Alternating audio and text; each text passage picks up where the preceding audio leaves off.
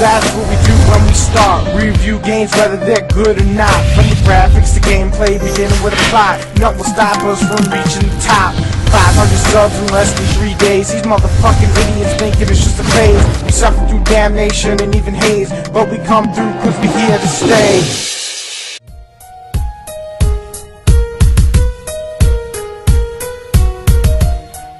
Alright, today we're going to be reviewing Infernal Hell's Vengeance for the 360. Now, this is a game that actually came back out about 3 or 4 years ago on the PC and is just now coming out on the 360, just kind of basic a port. It involves the story of Ryan Lennox, who's basically a fallen angel that's recruited by Hell to fight Heaven's own secret agency known as the Etherlight.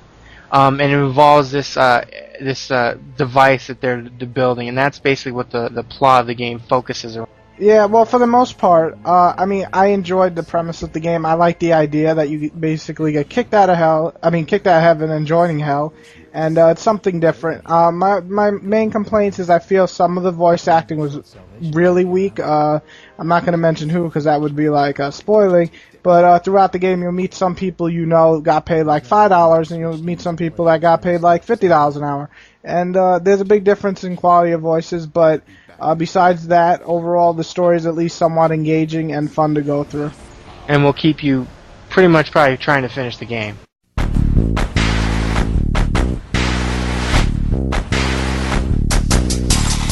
Well, I like the design of most of the characters, especially Ryan's. Looks somewhat like a normal guy that you would think would join Hell anyway. The rest of it just didn't really live up to it. I felt some of the animations were really stiff. The faces just not good, and the effects, some of them were pretty bad, especially the fire. When you have a game about Hell, you really got to work on fire. Here, the fire looked like it was cardboard, and that's really my main complaints on the graphics. Yeah, and I agree, and I guess that shows its age, being that it is an older game and basically ported.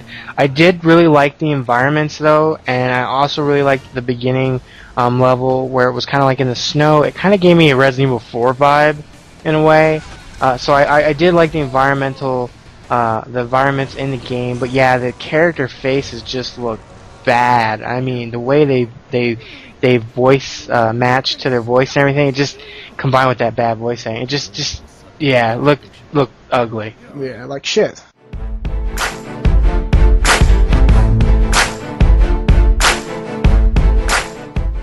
This is a third-person shooter, so what you're watching is what you get. This isn't Resident Evil 4 though, or any game like that. It is it feels clunky in my opinion. The shooting is basically just shoot. That's the main gameplay.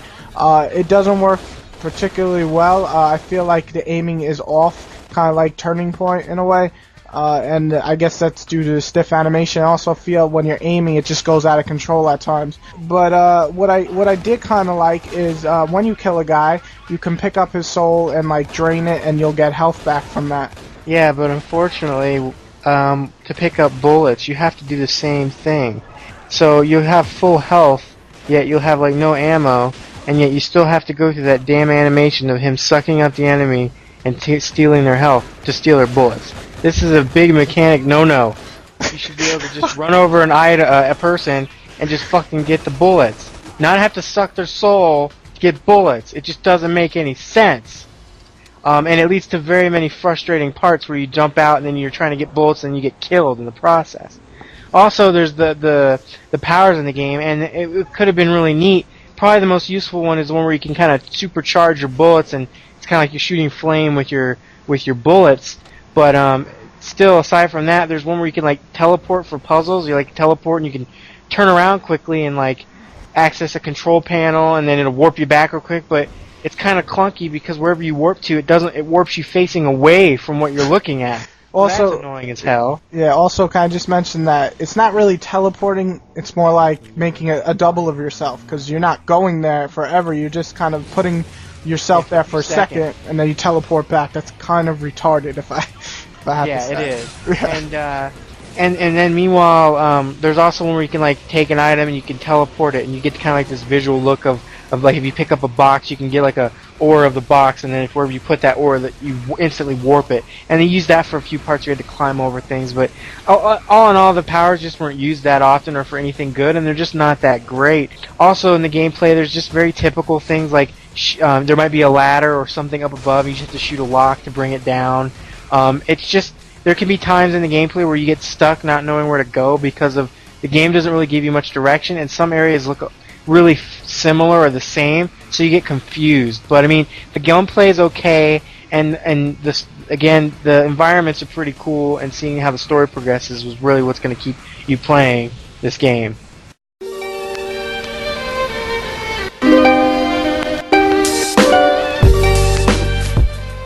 Alright, so the overall enjoyment of the game is, as much as we were complaining about it, I can't say I didn't have some fun with Infernal. I mean, I did beat it, I got all the way through the end, I was compelled to finish it, but it gave me lots of frustration, there's lots of things that could have been done better, and it was a really cool premise that, again, it's almost like Turning Point or Legendary. They're really kind of cool ideas, and if they had a great development team or a team that got more time and more money, they could be something special. But unfortunately, you plod through something that's basically average at best, and that's what you get for it. It's just an average game with some a lot of problems, and it could have been a lot more enjoyable. And basically, the main plot and the story is what drove me to finish it. I agree. Basically, it just, like Slasher said, it needed a bigger production value. The main story had a good idea. It went with it. The story still isn't bad, but the amount of bugs, the okay gameplay, the weak graphics, you can tell this team just needs more money, basically. And hopefully, in the next game, if they somehow make another game and they're not shut down, we'll get a bigger team to do the voice acting, a better team to do the gameplay, and maybe we can jump without dying 2 feet. So we'll hope for the next. And I gotta say, if anybody's ever listening to this that's a video game maker or an idea person or whatever, do not end your game where something blows up and the character walks away. Like, I cannot stress how many games that have shitty endings. And this is just another one added onto that belt. Shitty endings. It's just like, yay, it blew up. Yay, let's get out of here. Yay, credits. No, that is not cool. Not cool. Shitty ending. I want some character resolution, and I want to see happiness or sadness, whatever way you're going for ending. I want to cry. Yeah, I want to cry, or I want to laugh, or I want to be like, that was awesome ending. But instead, you get a lot of shitty endings. Personal rant, but still applies to Infernal. Yeah, damn it. I agree. No sad ending. Yeah. I want to cry, fucking damn it. It's sad because I got flames coming out of my butthole. You drop like 2 feet and you die. It's like this guy is retarded. That's part of the problem. When he signed that contract to join Hell's Army, it says in small print, if you fall 2 feet, though, you die. But he signed it, so...